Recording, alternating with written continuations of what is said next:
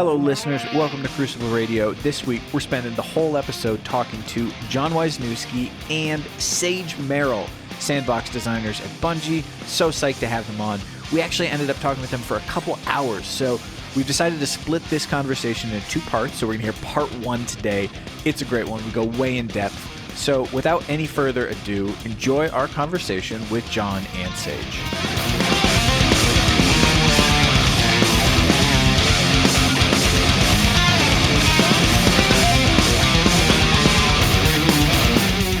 Hey, John, how are you doing today? I'm doing good, Bones. How you doing, Swain? I'm doing fantastic. Birds, how about you? Oh, I'm great. And I'm the lucky guy to say, hey, Sage Merrill, how are you doing? Super great. I started my staycation today, and apparently I'm last in the circle here, our little virtual circle. Pecking order. Oh, last is best? Yeah, sure. Let's go with that. It doesn't work so well on Sparrow Racing. No. Don't worry, we'll rubber band you into first. Still get drops. Yeah, you got your helmet. Why do you care? I'm doing great, everyone. Everyone, thanks for asking. Bones is doing super fantastic. Anyways, let's do our thing here. What are we doing? It's a podcast. It's Crucible Radio, show for all things Destiny PvP. And this week, joining us in virtual studio in the virtual circle, we've got our old friend John Wisniewski and our medium to new friend Sage Merrill, both from Bungie, here to talk about the new balance and all the other stuff. Great to be back. It's great to have you. And Sage, first time, welcome. Yeah, should be fun. Yeah, well, we'll see. I mean, it feels like the second time since you guys were already up here once, right? Like, it's a lot easier to sit around with beers and chat. Yeah. Chat Much easier. Oh, for sure. It feels much more formal now. I'm frighteningly sober right now. I've got a virtual beer. Not quite the same. Well, just imagine me like holding a recorder directly in front of your face, if that helps. Great. So we asked our audience, our listeners, what they wanted to hear. We got a ton of great questions. We got a ton of questions in general and a lot of great ones too. But probably we should just cut right to the main one. John Wisniewski, How much does Bungie pay you to be their corporate liar, the source of all mistruth, and auto rifle illusionist for a faceless conglomerate? Just answer the question. How much? I am paid in the blood of pagans.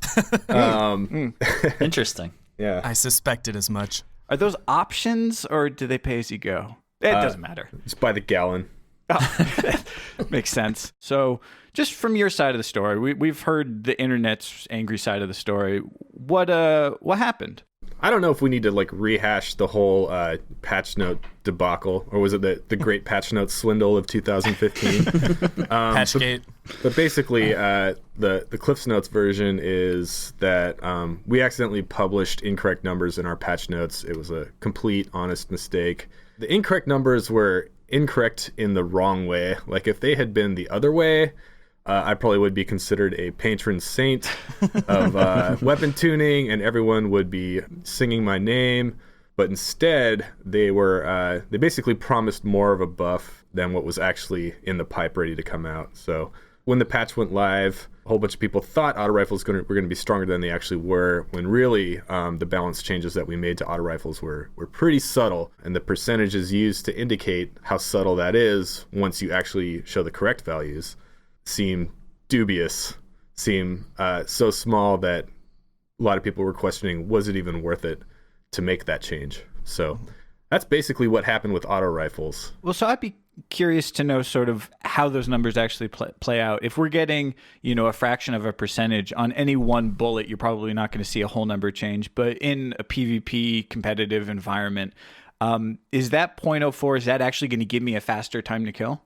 It depends. It's situational. I kind of explained this when I sort of gave my rebuttal to the internet. When I explained making these teeny tiny incremental changes to auto rifles are very sensitive to small changes, and that's because you're shooting a lot of rounds in a very short time frame. So, I mean, that's cumulative damage over time. That can be a change to stability. All kinds of stuff can really have, like, a small change can have an actually pretty large impact on an auto rifle, and that's just because they're high rate of fire instruments. There's two bits here that are interesting to talk about. One is the how could you possibly not realize that there's a mistake, right? And it's like, well, the reality is we have a lot of shit to do, and we aren't necessarily paying attention to exactly what, like, we're happy. All right, we just spent the last 2 weeks doing balance passes, and we put up some patch notes, and okay, we're on to the next thing. We're trying to make the new hotness, and then, 3 weeks later, a mail goes out that says, hey, these are the patch notes you submitted before. Are they correct? Yeah, those look like the ones that I sent. Those are great. Ship those. And so there's that bit, and then there's the, like, what the fuck? Like, people seem to have latched on to this, like, 0.04, right? And so I haven't talked to John about this, but the way that we used to do this, and I suspect this is why, is as you guys know, there are different fire rates for auto rifles, and those are directly related to the rate of fire of the bullet versus the DPS. So your DPS over time stays roughly equivalent, right? Roughly. So those are stored in a file for us in a table in what we call BS. So you can just call that bullshit script. And a lot of times what will happen is whoever's working on the weapon balance will pull those numbers from that table, move them into Excel, do some calculations on them, and then put them back, right? So it's possible if you're doing like a linear interp or something from one number to another, then you're going to get like really small change on the low end up to some like, oh, I made a 5% change at the high end, right? Like if we had said, oh, well, that value is so small as to not matter, let's just not even report it. And then it does show up. Everyone's up in arms over that. They're like, you fucking lied to us again, Bungie. Right? And so, yeah, I mean, it's interesting because it's not like all of the changes to the ARs were so small, but one particular version was pretty small, I guess. And then I'll close by saying, John alluded to this a little bit, but it's funny, like, you guys see the player's health as roughly 200 max, and that's because there are a lot of multipliers, but even after that, PvP, in order to make things a little bit cleaner, renormalizes all the health values before they're actually displayed for the player to 200. Internally, we see the max armor of any particular class or player as 165, right? Ish, yeah. Without any buffs. Yeah, without any buff and, et cetera, et cetera. So I think that mostly covers my view there on like, okay, there's two major things. There's like, how did you not notice that it was off? Okay, yes, totally on us, our fuck up, right? Like there's definitely, they're off by a decimal place. End of the world. And I think people are upset, obviously, because they're expecting a big change because they feel that it's necessary. And we can talk later about like what is the data resulting in, like what does it actually look like now in the world, and I'm certainly interested in your guys' perspective there. But so that's one, and then the other one is like tiny number. So I'll stop talking and let John cut in here. To sort of like finish up the whole talk about the auto rifle change and sort of the perception that went out about the changes, that those teeny tiny incremental changes in something like damage on the highest rate of fire, it's not enough to move the displayed damage number that gets shown to the player after we do all the scaling. And then also, like, if you think about all the scaling and renormalizing of numbers, our art department and our UI department is very, I would say, good about making sure we have a very clean UI display to the player at all times, right? So we always want to show you, and when we show you a damage number, we're not going to show you that you did like 20.1783 points of damage and then how that went up by, 0.7 of a damage percent when you got 1 meter closer to the guy when damage fall off starts, working its thing. We're just going to show you a clean whole number. If it's a teeny tiny change, it's not going to make a difference in that final displayed clean whole number. But over time, if your new value is 20.12 instead of 20.1 and you're shooting a high rate of fire auto rifle that fires a bullet every other frame, that's going to add up pretty quick, especially if the highest hit points on a guy is 165.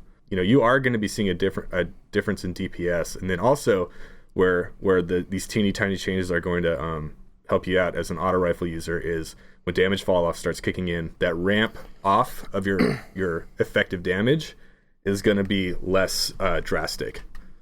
So that's another way where these small changes are going to help you out. So 2 quick questions. Was there ever a time in the balancing process where that sort of mid-tier auto rifle was actually seeing like a savage 8% boost, or was that more like 0.8 or 0.08%, something like that? I can't even answer that question because I don't even run those numbers until I'm done, right? Sure. Or until I'm at some stopping point, right? But you know that we were never. I mean, I'll say no.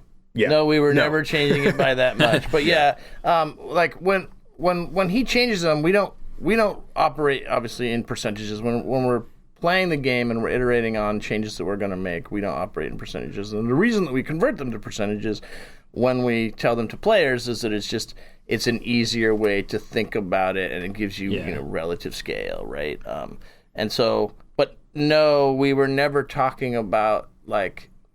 I think we've talked before where like I think it's 2.5 or something was a pretty heavy change to auto rifles early on. Yeah. Clearly, we were never playing with internally. Like there was never any time where we're like, man, auto rifles are just crushing everything, and let's release the patch notes. And then we changed our mind, like, no, nothing so interesting or spectacular is going on. It's just a typo, and like it is as we intended it to play, right? In fact, from our perspective, the balance is from the data that we have, although it's only been about 10 days, is looking pretty good. It's looking very good. I will say that from fuel side, I personally think it is feeling pretty good too. That's great to hear. Some people might disagree with me. Yeah, we'll talk more about that later. No, shocker. Right? I mean, if everyone agreed, then we could just take a poll, and then we would know exactly how to make the next change. I realize now our audience all knows who John Wisniewski. Our audience all knows call who him John Noosk, it's Wisniewski easier. is at this point. Noosk, it's so much simpler. Just call me Noosk. It's cool. I'm sure you love it. Yeah, it's fine. We're buddies. So, Sage, could you introduce yourself and maybe sort of tell us a little bit about what your job is at the Sandbox? We saw you in that recent Bungie update. But just, sort of give us an idea of what role you play. For what we call D14, which was the first release of Destiny, I was the primary Sandbox lead. So it is my job to lead all of the things that I care about, which is, from the player out. So controls, motion model, weapons, vehicles, abilities, subclasses, like all of the things that you own and get and care about are controlled by Sandbox internally. So I was the lead. Initially, Josh Hamrick and John Wisniewski were doing weapons. Bill Gross does a lot of the third-person vehicle experiences, etc. Right? So All the raid relics. Yeah, raid relic, that kind of stuff. And then Danny Bula, who sadly is no longer with us. I guess he hasn't died. He just left. That's kind of a definite. But he's I guess you could say he's dead to us on a day-to-day basis. No, we still love him. But he did all of the initial class work. So, I have a lot of experience doing, 10 years as giant robots and then 10 years in first-person shooters. So sort of guiding that team along to what you guys are playing today. So a lot of the sort of core feel, I guess you could attribute to me. I'd say that's correct. There you go. And any complaints we have about that core feel to you? Yeah, sure. Absolutely. At some point in the future thing, we can talk about Sprint. No. Maybe we should talk about Sprint today. Oh, Sage. yeah. It doesn't have to be all auto rifles. All auto rifles. Let's talk about Sprint. Well, that being said, you guys are Sandbox designers, and obviously that doesn't mean you control everything in the Crucible. But for the sake of kind of getting those controversial issues right out onto the table, we were wondering, and a lot of people from our subreddit over there were wondering, and Twitter were wondering, is there anything different that's been going on with matchmaking this past couple weeks? Is there any way you can comment on it? There's just a lot of issues with, trade kills happening kind of delayed and people having trouble pre-made matchmaking, that kind of thing. But is there anything going on? So it is certainly possible, but I can't confirm or officially deny that, because that is actually in what we would call the PvP team. So PvP team, well, there's a matchmaking engineering side who really controls that and sets that up and like does all the hard math and networking, and then the PvP team would know more about. So that'd be like Lars Bakken or Derek Carroll. Yeah. Could certainly fill in there and say what they've been doing, but they do all the game types and the rules and the scoring and that sort of stuff. If that helps you like calibrate on how we split it internally. Right. Makes sense. Yeah. So sadly, I cannot tell you like, oh yeah, they've done a new thing. Yeah, I'm not sure. I don't have any windows into that either. I will say that that team is very aware of that feedback that's coming from the community, and it's sort of the experiences that players are having right now that feel like and seem like matchmaking and networking isn't as stable as it has been or is on other games. That team is very aware that this is a pain point for the community, and I feel like if they had made any sort of change knowingly, they would have broadcasted it in some way. Right. Yeah, I think Derek made some tweet or something that was like he was basically chalking it up to like a lot of people are jumping into sparrow racing, and so that's reducing the possible pools for who you can matchmake with. Yeah. Right? Twitter is not the best way of conveying a full thought because you are very limited. So people are like, oh, he said that it's probably sparrow racing, but is he lying to us in the background, or is he talking around us like a politician? Yeah, I mean, so certainly he's not lying. I will say that like the matchmaking stuff is a pain in the ass to talk about sometimes, because the more you reveal sometimes about the way that the algorithms work, the more people can like use it to their advantage to cheat essentially, right? Or to manipulate it in some favorable way for them. But yeah, no, I can say, with authority that, Derek is also not a liar, and his goal is not to pull the wool over the eyes of the community for his own amusement. Like, there's none of that, ever. Shocking stuff, folks. You heard it here first. I know. That's right. Crucible Radio exclusive. So, sort of in your area of expertise, that sandbox, we had a question from user Restopolis who wanted to know, what is the playtest environment like? Is it a LAN with no real-life latency? If the playtest environment is LAN-based, have they considered modifying it to be similar to real-life latency? Yeah, we use simulated latency. We have the ability to use simulated latency in our test labs. We will occasionally turn it off if we feel like there's a problem, but by default, all the playtests, and you guys can confirm this since you were here and you played, so the playtest lab is not as glamorous as you may imagine it, although it's pretty nice, right? As long as you're not playing at about 4 o'clock when there's like some sort of lower heater or something that kicks on and smells up the place. But, Yeah.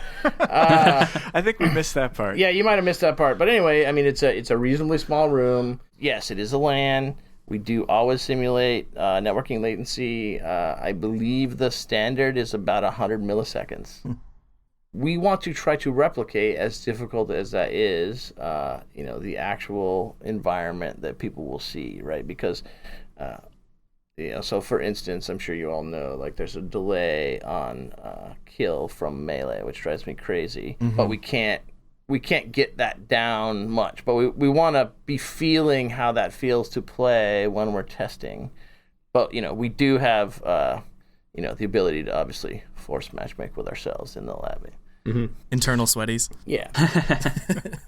There's actually I don't know if they're gonna run it this year, but last year we ran a pretty cool like broadcast pentathlon event when we were doing early trials testing. Yeah. And so for the entire studio, like on the big screen, we had commentators and like a whole tournament board that went down. And it felt like esports, and I'm sure you guys experienced when you were here.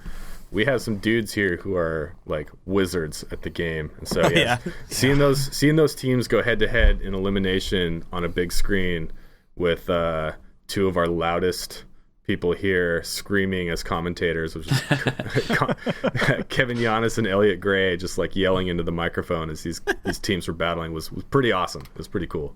You're saying some buzzwords here. People are Yeah, Yeah, getting we should excited. poke at them to like release that or something. I don't Yeah. know why. Now that Yeah. Trials is out, like that would be kind of a cool thing to show. So we have a question here by M. McNair. They want to know, have you guys ever considered letting the community playtest some of the upcoming weapon changes? You could publish the upcoming changes in an update, give players 1 week to test play, and provide feedback. Yeah, that's been considered. I think we've already had internal playtests go out to the community before a vessel was actually released. I believe Taken King had a small group of people from the community, Like beta testing the yeah, build. yeah, basically playing early versions of the build and providing internal feedback. I don't know if we can do it as regularly as we can with the cadence of just balance patching. Yeah. I believe with the plan is still to continue gathering pretty valuable feedback from a select group of the community, and how we select those people, I have no idea. That's a completely different team, but I do remember before Taken King coming out, seeing feedback from the community from a private test build that went out. Yeah, we call it the 7th column. Yeah. Oh, nice. Yep. So that's the thing. The feedback, I would say, is the interesting like bit about that question, which is it would be hard to parse like, you know, whatever N,000 people's like handwritten rants about what we should be doing.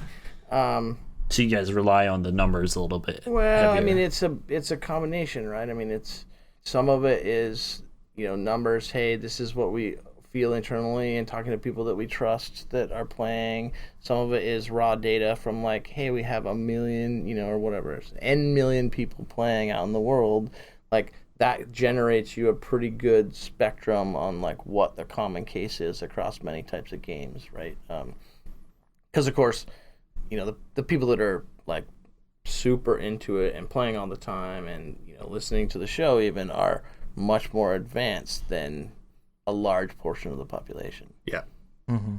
And there's also, speaking about 7th column, and there was a forum too. So anyone who was invited to 7th column could log on to a private forum and leave feedback in the written form like they would on any you know, internet forum. So Who yeah, knows in if addition they to all the want data us. points, like if we wanted to, we could go plowing through the columns, or sorry, not the columns, the plowing through the forums and you know, read actual written feedback. And I remember some people were just like, would use it to rant. Some people would just be like, this is really cool, I like it a lot. And then remember there's definitely some PvP minded players who were leaving long posts about like detailed thoughts about, you know, the weapon balance stuff at the time. And yeah, that was cool to see. Yep. But it would tend to get buried, right? Like there'd be a whole bunch of posts and you'd have to do some digging. Yeah, and it's hard to say, right? I mean, we all monitor stuff and we read it, but like it's rare that we're going to see it all. Sometimes the UR guys will like collate stuff for us. Mm-hmm. But yeah, it's really hard to like there isn't a direct connection to like, oh, I know it got heard. I know someone read it. Right. Like, I've always wondered about sort of how you balance across such a wide skill gap, because yeah, you have these sort of massive data pools across the entire skill range, and you want to make sure that, you know, it's not totally oppressive for somebody who's just getting started in first-person shooters to come in and have a fun round. When you look at the numbers as a whole, do you sort of think, okay, well, this is a weapon type that low-skill people tend to gravitate towards, and they're going to have more luck with this, and we want this to feel easy to use, versus, you know, this is a high-skill weapon that we can make a bit more powerful because it's so challenging to pull off consistently? so answer is yes. It's yes, it's a pain in the ass. I mean, it's not. I'll tell you, it's not only that, right? Like, yeah, that's bad enough, but that's just a standard multiplayer game. Like, that's fine.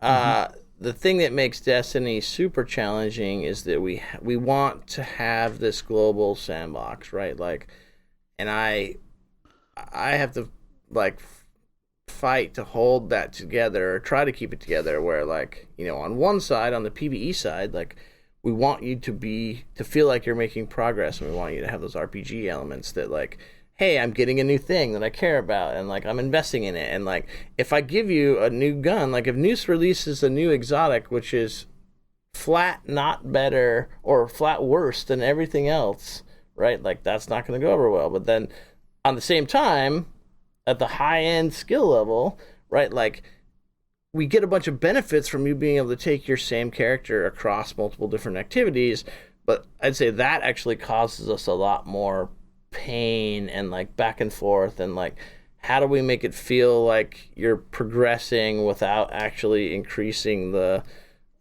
your global ability to just put down damage and kill stuff, and you get this mudflation going on. But I guess to directly address your question, yes, we talk about it. We talk about skill gap and how much is in the game all the time.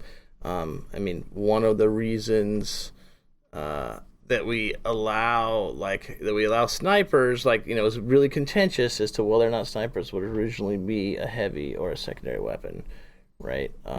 But they're sort of grandfathered in, so you get a little bit more leeway on the one hit kill sniper, because people just expect that it has some skill to use, etc. But yeah, there's a bunch of that. So it's how do we ride the line?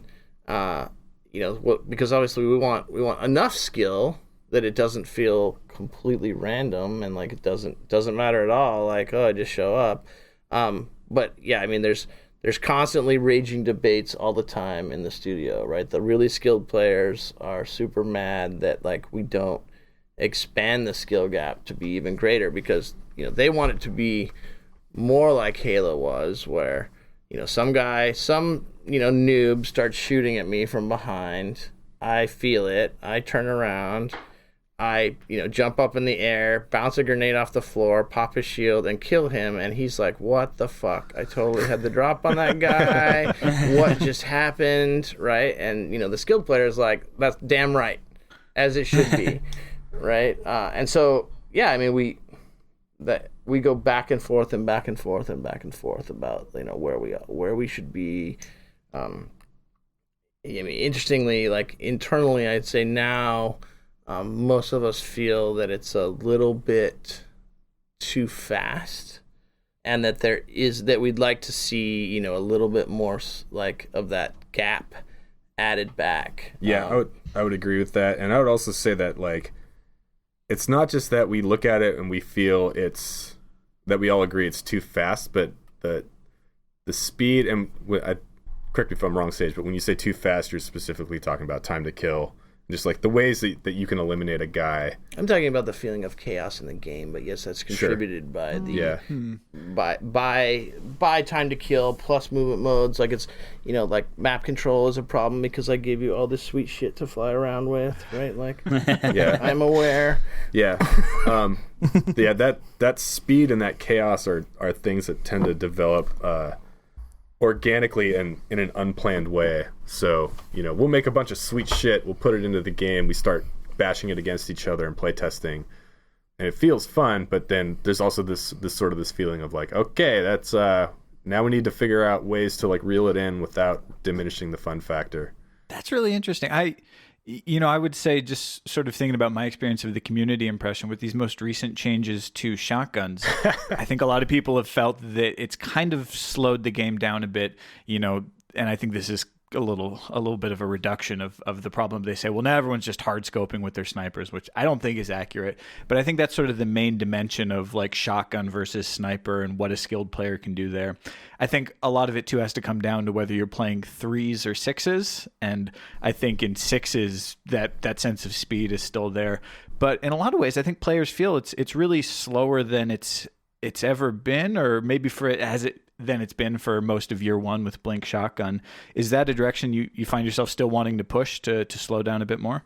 We go back and forth with the PvP guys, but for me personally, I prefer the pace of the game to be 3-on-3, more controlled, not super fast, but I'm old and slow, so that's how I like it to be a little bit more controlled, right? And some players prefer it to be super fast, right? Really, really quick. Yeah, I think from my point of view, I've been saying this ever since before the game release, but I think Destiny PvP is at its best, absolute best in skirmish. I think that is here. That is the most fun, and it is the most distilled and pure version of the PvP game.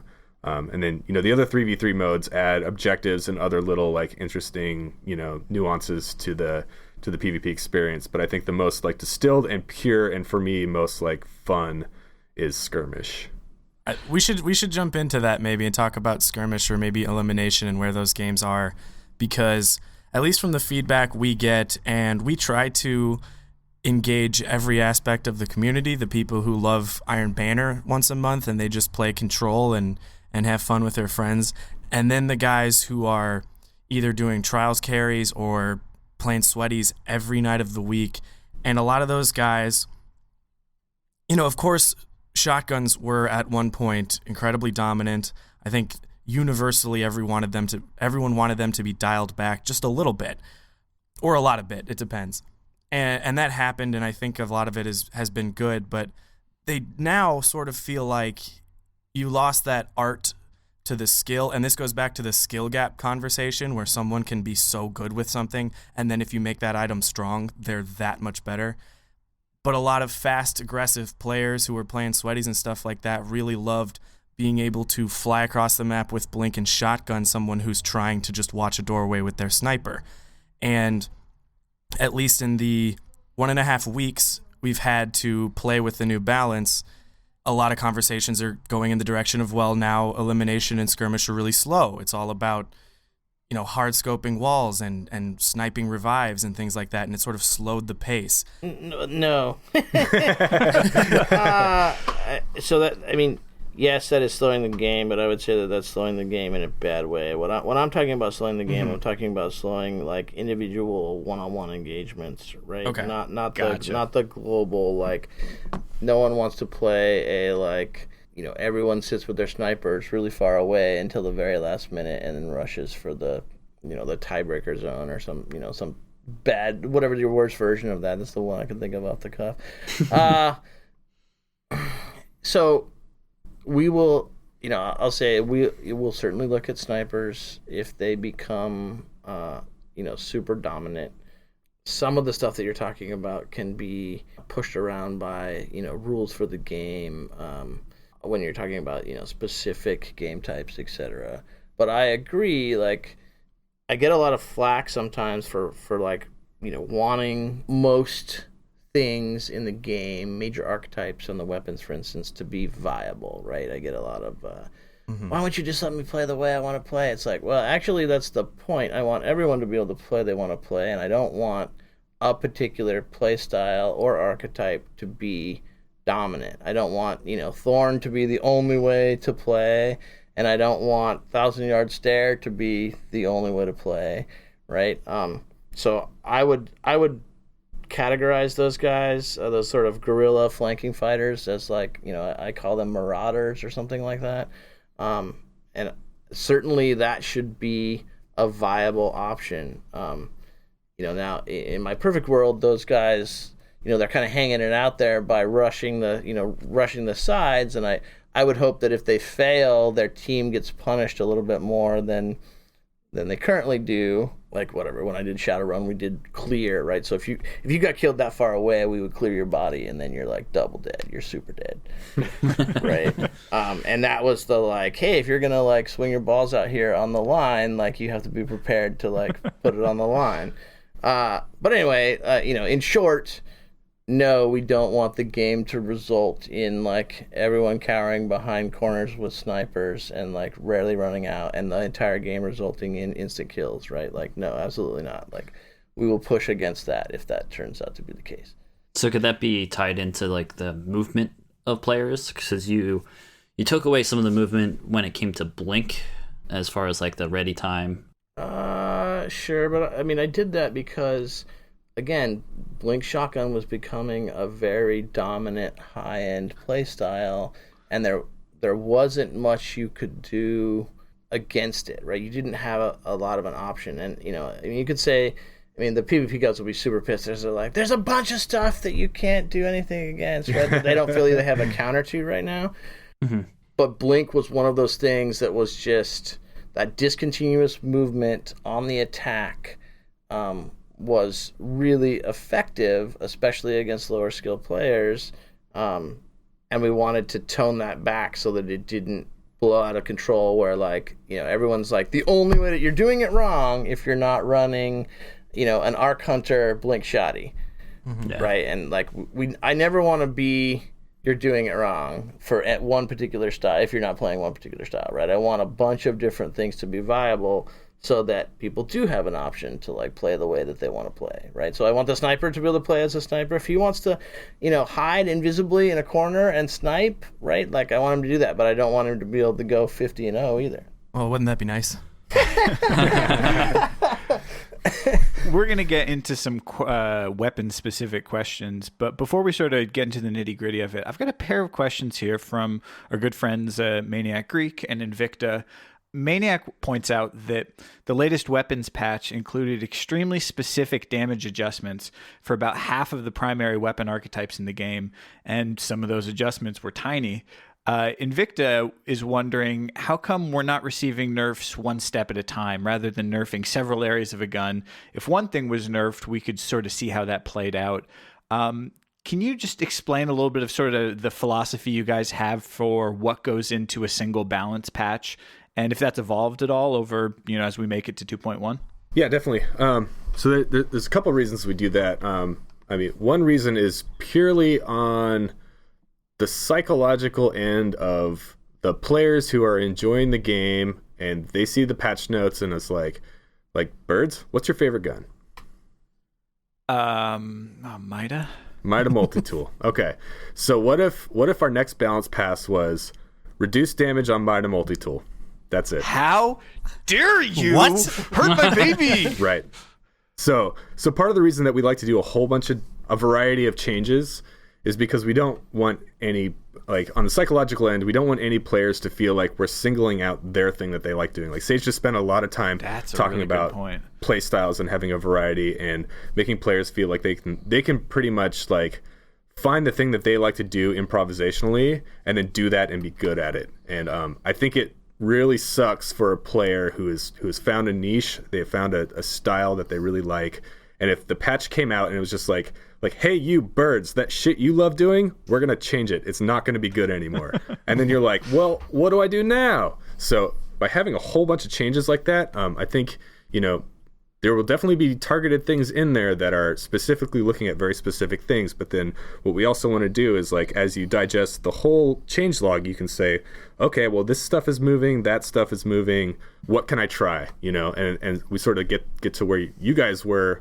I was watching your streams the night of the patch where you were bringing all your stuff out of your vaults. You're trying stuff out. You're trying new weapons, new play styles. You're going to see if there's anything new that's resonating with you. And I think psychologically, that's a much more positive impression for the people who are playing the games regularly.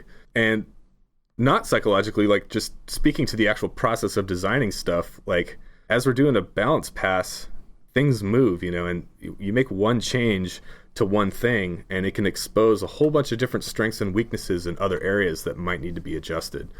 And so I would think that if we did very singular targeted changes like that, we would end up being somewhat irresponsible unless somehow magically everything just worked fine and we're like, oh, we made one change and the whole game was better for it. Maybe we would try pushing that out. But I think in practice, you make one change and it exposes a lot of other changes that probably need to happen in tandem.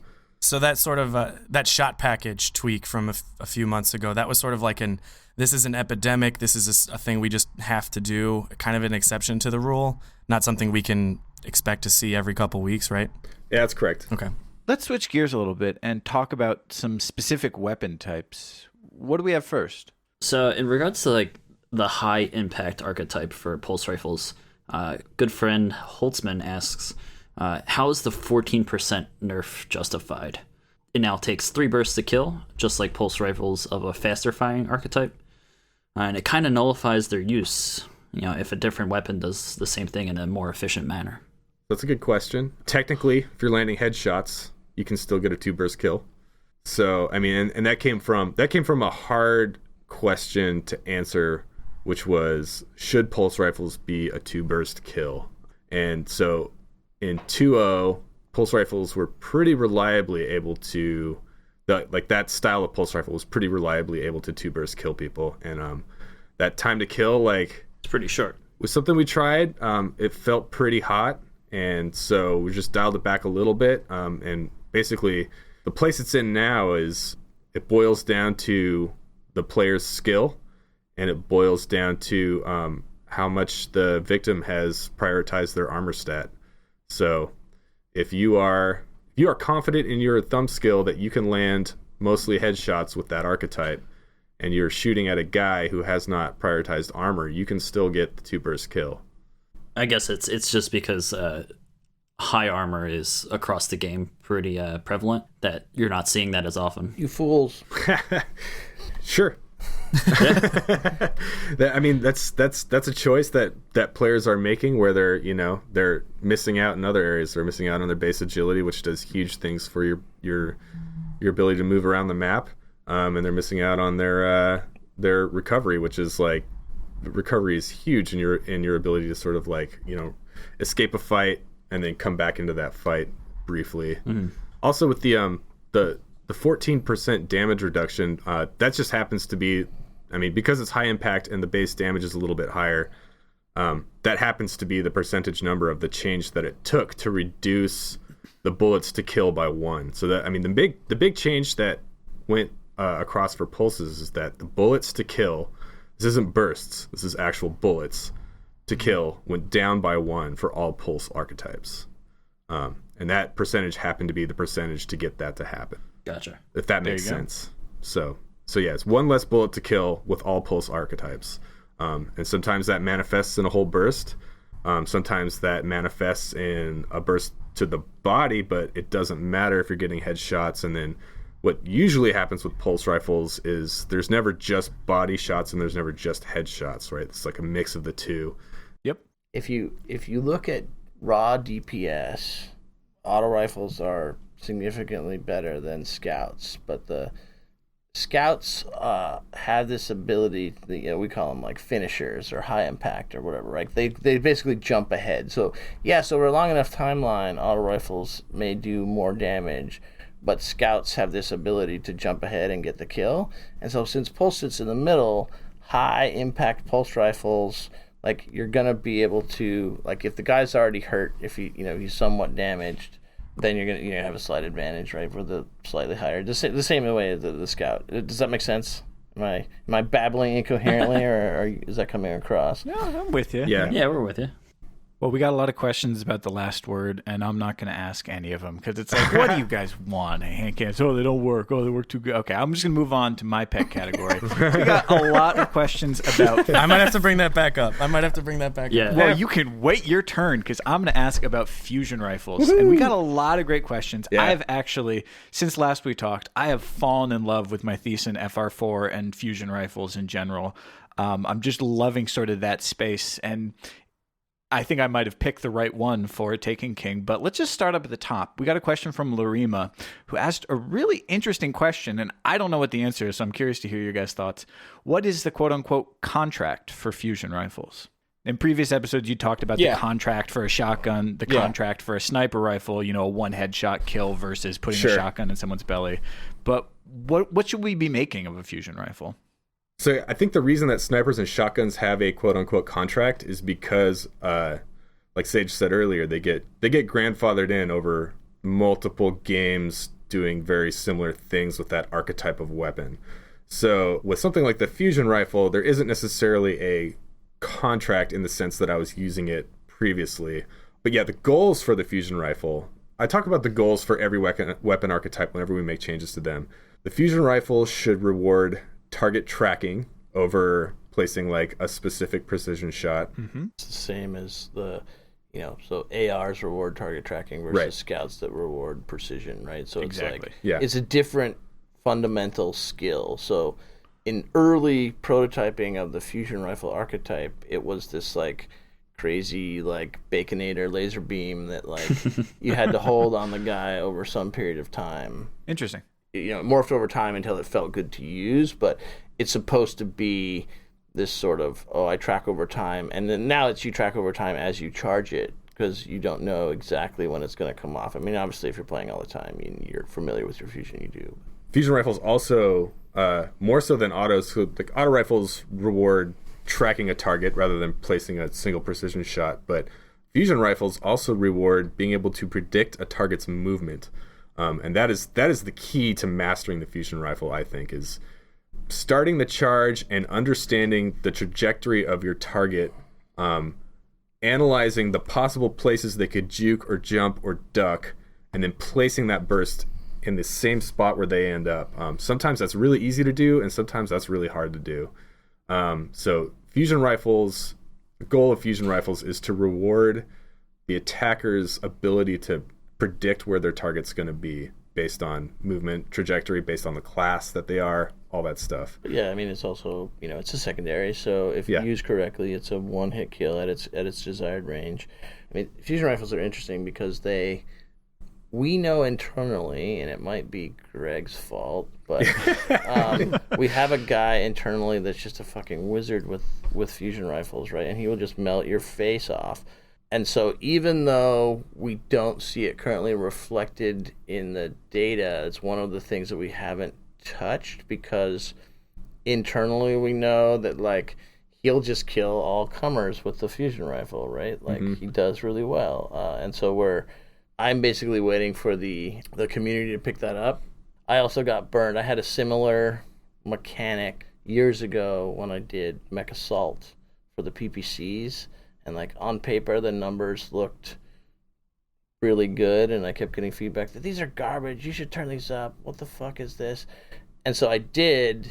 And this is before we could, like, make, patches to games after we released them. And so for all time now, Mech Assault has way overpowered PPCs. So it might be me holding them down, but on paper they are really good, and internally we have people that are able to use them they're wizards. So yeah, I guess just thinking about, like, compared to shotguns versus snipers, so many more fusion rifle rounds for me end up in a kill than, like, my average. I miss a lot of snipes. I take a lot of shotgun, trying to charge in. Just thinking about that. But okay, so correct me if I'm wrong, but it also seems like within the idea of fusion rifles as a weapon type as a whole, there's also been sort of a finer division between the different archetypes of fusion rifles for sort of sub goals for this is how a slow charging, high impact fusion rifle should play versus a faster charging, like almost in a shotgun territory type fusion rifle. Yep. How do those interact? I said earlier, I think I got lucky going with the Thiessen, but I know a lot of people who are fans of the split shifter, some of the more faster charging ones, are just having a lot of trouble getting enough bolts on to get that one hit kill. So yeah, how should we be viewing the difference between these? Yeah, I'm really glad you asked that. That was one of the things that we were trying to do with this patch, was help define the roles of the fusion rifles. And man, Greg and I, not Greg the tester that Sage was just talking about, but Greg the designer who helps me on the weapon updates, like, we were going back and forth on the nomenclature and the wording of the fusion rifle stuff, and we tried really hard to, like, very clearly state what we were doing, but we just I think we ended up confusing more people than we ended up providing clarity to, and it's just a really hard thing to talk about. So I'm glad I can talk about it in person now. What we tried to do is we left the long charging time for a few. So charge time and impact are on a seesaw scale, just like rate of fire and impact are for the other archetypes. So the longer it takes you to charge up a fusion rifle, the more base damage your bolts are going to do. So the longer charging fusion rifles, we left those where they were because that felt sufficiently long. There's a lot of, like, charge up and planning you need to do, and there's a lot of, like, tense milliseconds there while you're waiting for your fusion rifle to charge up while some guy's barreling down on you. But we wanted to make the faster charging fusion rifles a little bit faster to help define roles for those guys. So the longer charging one, the base stat package you're going to get with that is going to give you better range and going to basically allow you to use it more on the close to medium range of sort of like the defined space for fusion rifles to be effective.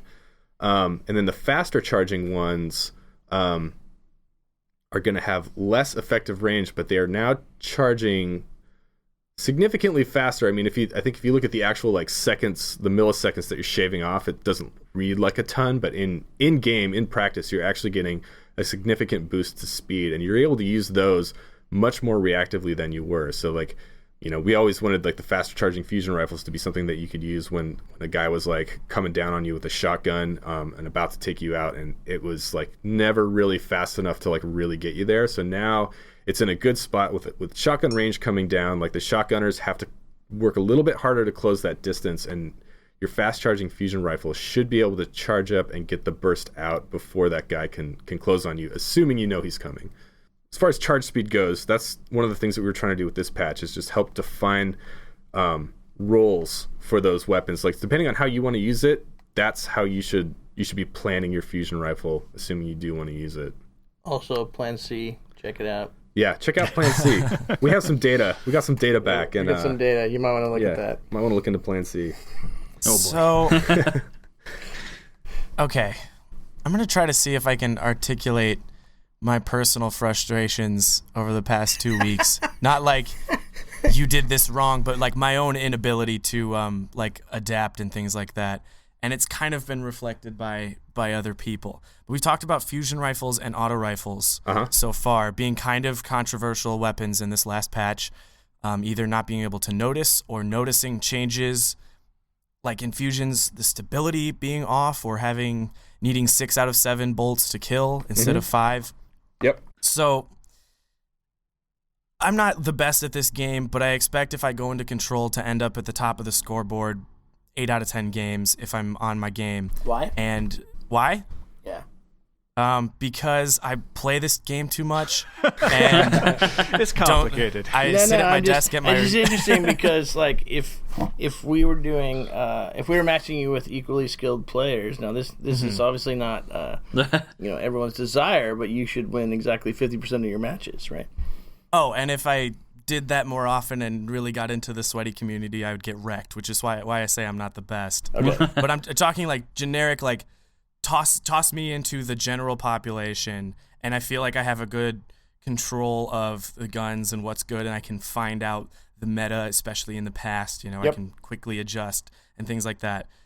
So then I see all of the feedback online that says auto rifles are not good, and I don't see auto rifles being used by the people who are the best in any scenario against the best players. They go hard and they are at the top of the rankings in trials and things like that. No one's using auto rifles. But then I go to something like Guardian.gg and I see a line graph with tons of kills in auto rifles. And that just confuses me. And the same thing happens to fusions, where I see a lot of good players saying like, this isn't good, or it doesn't feel right, or why would I ever select this over a shotgun or sniper rifle? And that's exactly what I'm doing, is like I'm never going to put down my sniper rifle. But then you guys obviously have a goal for them and are confident in the changes you've laid out, and say like maybe eventually we'll pick up on that. So I guess the frustration here is I guess how the opinion of good players sort of differs to the numbers and the changes and the intentions and stuff like that. And how am I supposed to read that if I can say, I know that to win, I'm going to either equip Mida or Nerwood's Mercy, but everyone seems to be using auto rifles, even though if you talk about auto rifles, no one wants to use them. If that makes any sense. I mean, it does. I would just tell you, like, you shouldn't stress out about it so much. You should just like roll the shit that feels good to play and the stuff that feels good to you, right? That is successful, right? And if you're doing that, and then if everyone is doing that, and the game devolves into all sniper fest, then we will certainly do something about it. But so some of that can have, like, when we look at data, we generally look at like top 10% of players. And how do those group, and then bottom 90%, and how do those group? And so we certainly look at different populations there. My more direct answer to your question would be, I actually think auto rifles are in a pretty good place, and I think fusion rifles have not been discovered yet. Okay. My direct, like, relative to like millions of people playing over many matches, looking at the data that we have. And I'm trying to also put this out for the sake of conversation. I feel like maybe we need a co-host that's much more fired up about this. I think for the most part, I can approach changes from a level-headed perspective, but I just have to like sympathize with people who are frustrated. So I'm trying to get that angle into this conversation when otherwise, for the most part, the three of us are very happy with. Yeah, I mean, Not I would say, maniacs. Yeah. We're calm. Yeah. I can kind of come from a little bit of an angle on that with the last word. I'm finding that it's quite prevalent right now. That may be, the result of everybody talking about it and all that. But was that really an intention? Is that just a side effect from your tweaks that everybody's using this really great gun, or are we just not using all the guns? That speaks into a little bit of what Sage was saying there, is just that I think that's people using what they want to use, right? Like the last word, as far as all the weapons in the game go, the last word is one of those exotics that I feel like we really did a good job on, not making it a lethal like killing machine in PvP, but we really did a good job in like building a fantasy around this gun. Like all the lore is really cool. The animation just knocks that out of the park. And the full auto fan fire animation is just like, it just does a really good job at creating a very, very potent player fantasy that fits into the world really well. So it's a fun gun to use. We also did a good job like patting ourselves on the back on the design end of making it like an effective gun, right? So it's like it does all this great stuff for player fantasy, and then also like when you use it, it's like, oh, like this is really like an effective tool at killing dudes. A lot of people got really angry that the last word got like, I don't know, it was back and forth when the last word got nerfed last time, which I would argue was not much of a nerf. It was just more of a change to help like drill in on the fantasy and not allow players to push it outside of like the intended gameplay rule. But I think initially people were pretty upset that it wasn't like the laser of death that it had been for a long time, and they moved away from it, and now they're coming back to it and they're realizing that like, oh, it's still pretty good. Like it didn't get broken. Like it just sort of got changed, and now I'm learning to play with it in the new boundaries. And so yeah, to definitively answer your question, I mean, no, it was not my intention at all to bring the last word back into the spotlight. If players are using it again and they're enjoying it and they're having fun, I think that is a positive thing. I actually ran it last night a little bit in anticipation of this interview, thinking that you guys would be nailing my balls to the desk about the last word coming back. We have a different gun to talk about in that sense. Sure. And in my experience last night, and this is all anecdotal, right? Like anybody's experience and feedback is all going to be based on anecdotal experiences that they're having in the game that pretty much was like one or two people involved. But in my anecdotal experiences running the last word last night, is like, yeah, it definitely does a good job at killing guys in a one-on-one. If there's a one-on-two, you probably have to reload before you take the next guy on if he's full health. And in that situation, that gun is not the best. And it is the lowest range of any hand cannon in the game as well. So if you're trying to use it at range, you're going to have more of a challenge than you would with any other gun. So I think it still is not completely out of balance as far as like if you look at it on paper as you know, as a designer. But then yeah, if the population of the game just completely gravitates to it again, like they did last time, then yeah, we'll absolutely take another look at it. The unfortunate thing is that if we're doing our jobs well, then probably no one's going to be super happy, which is unfortunate, right? Because it's actually a warning sign for us if we're balancing and someone's like, oh my God, I love this thing. You're like, uh-oh, why do you love it, right? And like, well, I went 5-0 every life, and you're like, oh, okay, that sounds great. So note to self, right? And that sucks, but it's like, again, it's that us trying to make everything reasonably viable in the game, that hey, if you decide that you want to run auto rifles, like you can be reasonably successful. Like that is the goal. Like that's what we want. But we don't want you just like wrecking everyone's face with it either.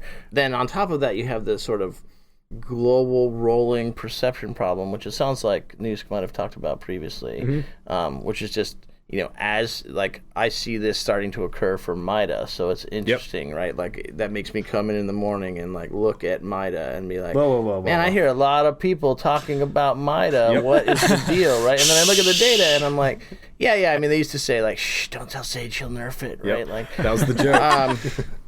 But I look at it and it's like, oh, it looks fine. It's not out of bounds, right? But it is starting to get that like popularity, right? And then it has a potential to put us in this really weird space where, hey, the reality is this gun is fine, but everyone is running it. So then everyone starts to think MIDA is overpowered. So then we start to get pressure internally and externally to like, hey, what are you guys going to do about MIDA? And you're like, well, nothing. And they're like, well, the game's getting pretty boring because all anyone is ever doing is running that. So what are you going to do about it?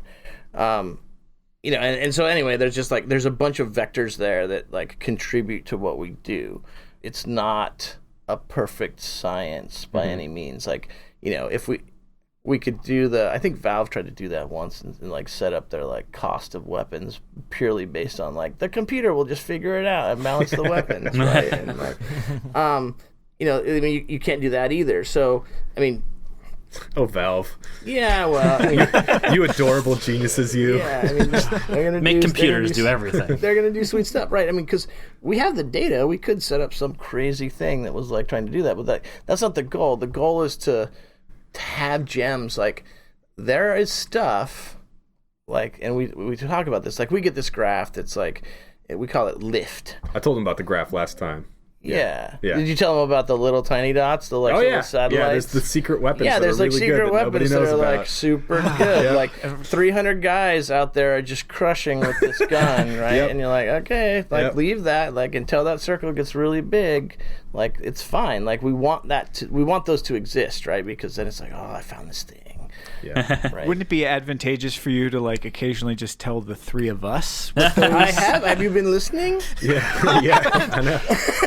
Be analyzing this, like playing it backwards and trying to figure out the code. Yeah, don't be surprised if Bird's like, there's just empty spots in our conversation where you mention weapons. So one thing I will say in terms of that data is like, yeah, we know which guns are like super hot that not many people are running. We know which guns are like not doing great. Like people like to run this gun, but turns out they don't do very well with it. Actually makes them worse. Yeah. And one thing I will say to hopefully try and dispel a lot of the hype rumor mill about snipers and aim assist that's going on right now is I will say that 1,000-yard stare, the sniper that everyone is running, is like data that I looked at this morning that is the most current. 1,000-yard stare was flat smack in the middle. So it's not making you any better. It's not making you any worse. It's pretty much right on the 1-0 KD line. But it is easy to get. And it's easy to get. Lots of people have it. But as far as this whole thing of like, yeah, it's got this insane aim assist and it's just magically bending bullets into people's faces. Regardless of anyone's anecdotal experience of being shot in the face with 1,000-yard stare, the data is showing it as a very flat weapon, which I think is cool. Lots of people are running a flat weapon, which means they're getting good at using it, right? I'll say it's flat on the KD, but it is not flat on the use. No. Right? No. So you're seeing 1,000-yard stare in your kill screen a lot. Yep. Which makes you go, fuck that gun! Yep. Well, I think we actually talked about that the last time John was on the show, just about the availability of weapons, because as you know, the popular sniper rifle choice is something that can headshot a revived player, and there are, I think, 3 legendaries in rotation, one being a hunter exclusive, and I feel like that plays a big part into the rage that builds up against one gun, only because, like you said, it is the most available. So I don't know, I know you said that's something you consider, but I didn't know if there was any further thoughts on just the pure availability of stuff and if that plays a part in how many or what kinds of weapons actually end up in the game or not. Yeah, you stumbled on a subject that we've actually been talking a lot about internally right now, which is the res sniping in trials. There's only a handful of snipers out there that can't res snipe, and those before trials became a thing, those sniper rifles were actually pretty highly valued because they were the lighter ones. They held more rounds in the mag. The stability was a little bit better. They didn't kick as hard, and they were easier to. If you missed the headshot, it was easier to do a quick 2-tap on the body. So those were actually very valuable until this sort of like res sniping meta started to creep up in the trials game type. And now those guns are pretty much looked down upon. You're talking about the ones that won't succeed. Yeah, the ones that don't do enough base damage to get Like the headshot Praetus. off the res. Yeah, correct. So the res snipe thing is more of an afterthought. If we were to do anything about that, I'm not saying we are or aren't, but if we did, it would be reacting to, in the grand scheme of Destiny PvP, we'd be reacting to an edge case. That's a thing that happens that affects one game mode pretty heavily, but as far as like the entire game goes, that's not a common sniper scenario. But we're certainly talking about. But we are definitely aware of it. We are arguing Yeah. about what the correct fix is. Some heated discussions happening. I think part of that is that like the vast majority of people who are carrying around a res sniper aren't necessarily doing a ton of res snipes. It's just that snipers more than anyone else are like crazy attached to their particular gun. And so they think like, all right, well, even if I'm only going to need the res snipe, 5% of the time, I just don't want to learn to use any other gun because I'm going to get spoiled by it, and I won't, I'll be out Sure. of practice with my baby. Yeah, better, No, I'm not spoiled. What? No. Yeah, what? and then so if we were to fix, in quotation marks, fix it so you couldn't do that, like, would we have improved, or would we be receiving death threats, right? Like it varies depending on people's opinion about like, oh, globally the game got better, but you took away my baby, you son of a bitch. yeah. Right, like, yeah. Yeah. I know where you work. That's fine.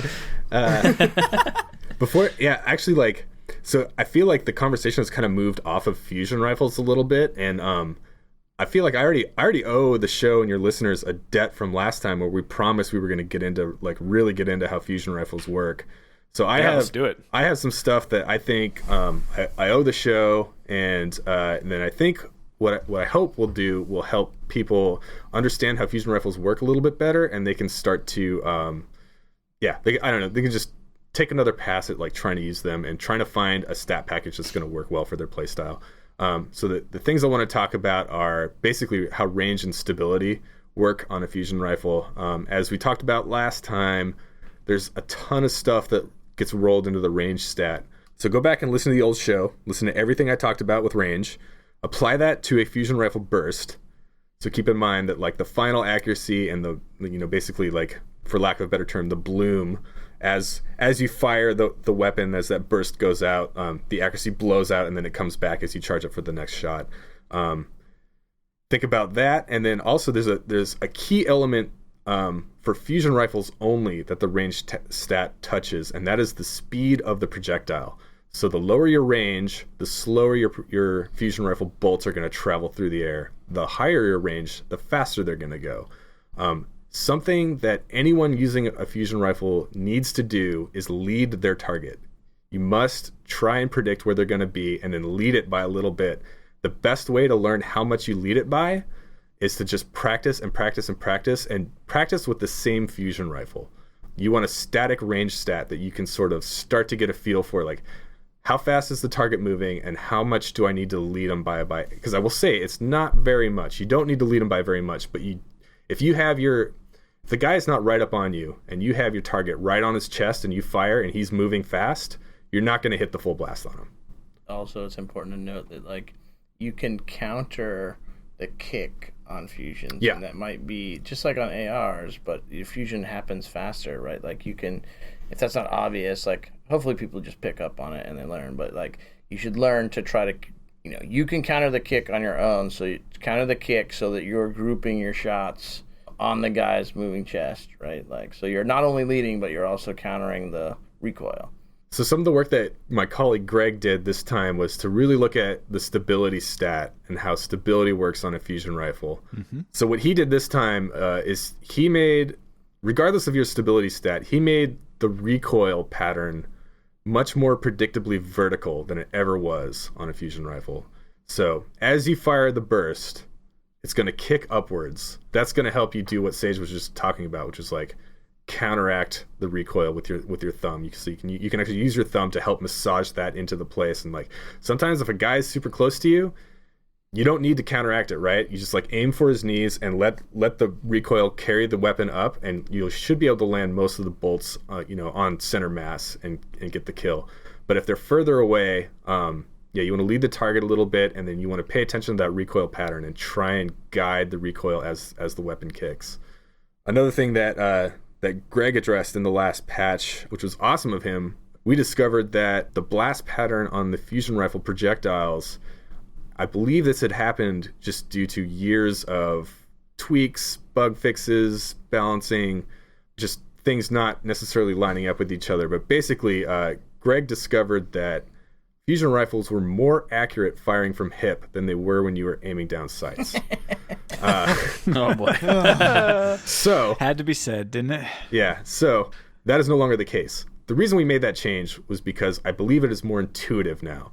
If you're firing from hip, the blast pattern is going to be a little bit wider, but that's what you want if you're firing from hip and someone's up close and you can't necessarily track the target well aiming down sights. So your shot grouping is going to be tighter now when you're aiming down sights, and that has now been properly addressed, and I think it's a little bit more logical. I also think it's a little bit tighter if you're crouched as well. So if you're crouching and you're shooting, you're going to have a tighter spread than if you're just firing from hip while you're standing or running. Those are things to think about when you're choosing your fusion rifle. You should think about charge rate. So what is your charge rate should affect what is the combat engage, like distance. What is the distance that I want to engage combat in with this weapon? You should think about your range stat, which plays into your preferred combat distance. And range is also how fast your projectiles are going to move, which means if you're shooting at a further range, you're going to have to lead your target a little bit more. And then think about your stability. So that's the way that I have most of our perks set up is you kind of have to choose if you're going to optimize for range or stability. So if you want to try and have a faster moving projectile, it's going to kick a little bit harder. Or if you want to try and have a more stable gun, you're going to have to lead your target a little bit more. Charge rate is an interesting stat in that it's one of the only ones that is more personal preference than necessarily like you want it to be lower and lower. Yep. Like depending on players, we have different players that are really good with fusions internal. But some prefer longer charge rates just because it gives them more time to get on target. Mm-hmm. And some prefer the like reactionary, and really that's just more play style. And that's a little odd for, most of the time you're like doing trade-offs on your stats where you're like, yeah, I want them all to be maxed or the best, if we would let you do that. So there's two perks related to fusion rifles I want to ask about. The first one is hip fire, and like really, for me at least, the received wisdom of using a hip fire fusion rifle in year one was that you start off not ADS'd in, and then as your gun is charging, you close into the ADS and sort of get the best of both worlds with the accuracy boost. Is that still the case, or has that been changed with this change to ADS accuracy? Greg's changes have basically ensured that is still an effective tactic, right? So like you're charging from hip, so you have a wider field of view, and you can see more of the combat space around you. That's right. You can turn faster, you can look faster, you can move faster. And then as the weapon is charging up and it's getting close to firing, that's when you kick on ADS and you're like, okay, and place the shot here, go.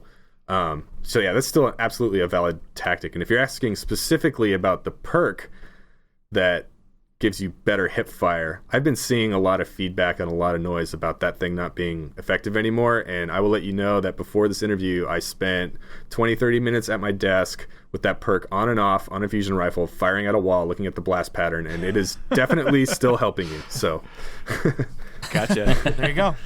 So then one more perk, and this has to do with the range stat, which in fusion rifles determines your projectile speed. Mm-hmm. How does rangefinder work then? Are you getting faster projectiles when you're ADS'd in versus normal? Yes. So the way rangefinder works is it's just a straight scalar on your base range stat. So anything that range touches goes up by about 20% with rangefinder on a fusion rifle. So yeah, you're going to get faster projectiles, and I think we scoot out your ADS camera a little bit as well when you have that perk. Interesting. Yeah. Oh, he's made a lot of people happy with that. That reminds me about like last time when you guys were here, you asked me, and I talked to you guys about like my concept of fruit space or whatever, but I think it was misconstrued. That's not only when you're comparing weapons. That's just 100% of the time. The problem is, like I don't know if it came across clearly, but like the bars that you see on guns cannot be trusted, just like John Wisniewski. I don't trust John Wisniewski when I see him in a bar. That's cool.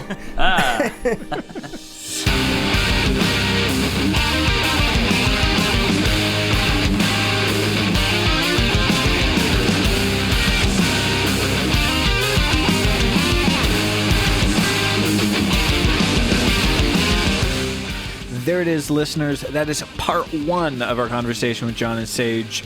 Got to tune in next week. You're going to hear some very interesting details on how exotics get built. You're going to hear John take our bones to task for his verdict on auto rifles.